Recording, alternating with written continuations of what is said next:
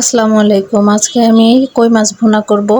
কই মাছ ভুনা করতে আমি প্রথমে ফ্রাই প্যানটা গরম করে নিয়েছি, গরম করে তেল দিয়ে নিয়েছি।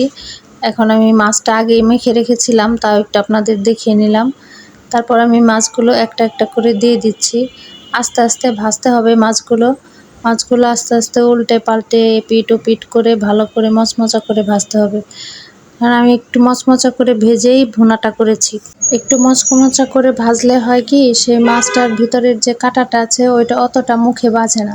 মচমচা না হয় তাহলে দেখবেন একটু খুললেই কাঁটা, একটু খুললেই কাঁটা। বাচ্চারাও খেতে চায় না, অনেক বড় মানুষও আছে খেতে চায় না। এরকম মচমচা করে ভাজতে হবে। আমি মাছটা উল্টে দিয়ে পেঁয়াজ ব্লেন্ডার করে নিয়ে আসছি। এই তো আমি এসে এখন মাছগুলো নামাচ্ছি। ব্লেন্ডারটা আমি পাশেই রেখে নিয়েছি, আলাদা আর কোনো কিছু নষ্ট করি নাই। মাছগুলো নামাবো আমি এখন ভালোভাবে। মাছগুলো নামিয়ে আমি এই তেলের মধ্যে সামান্য একটু জিরা ফোড়ন দিয়েছি, দিয়ে তার মধ্যে পেঁয়াজটা ঢেলে দিব। পেঁয়াজটা ঢেলে দিয়ে তারপর আমি নাড়াচাড়া করব। নাড়াচাড়া করে যে পেঁয়াজে পানিগুলো আছে সব পানি শুকিয়ে ফেলবো। শুকিয়ে আসলে তারপর বেরেস্তার মতো যে সাইড দিয়ে পুড়ে পুড়ে একটু যে কালার হচ্ছে, ওরকম যখন হবে তখন আমি একটু হালকা করে পানি দিয়ে দিব। পানি দিয়ে তার মধ্যে আমি এখন শুকনো মশলাগুলো দিয়ে দিব। দিলাম হলুদের গুঁড়ো, তারপর আমি দিব এখানে লাল মরিচের গুঁড়ো, তারপর দিচ্ছি হলো ধনিয়া গুঁড়ো। মাছের মধ্যে আমি ধনিয়া গুঁড়োটাই দিই, জিরা গুঁড়োটা অতটা দিই না। তারপর আমি দিয়ে দিব লবণ। লবণের পরে এখন এই সব মশলা আমি ভালোভাবে মিশিয়ে নিব। আবার এগুলো সব শুকিয়ে ফেলবো। পানি যতটুকু আছে সব পানি শুকিয়ে একদম মাখা মাখা হয়ে যাবে, একদম শুকনা শুকনা হয়ে যাবে। তারপরে আমি সেখানে ঝোলের পানিটা দিয়ে দিব। ঝোলের পানিটা দিয়ে তারপর ভালোভাবে মিশিয়ে দিব।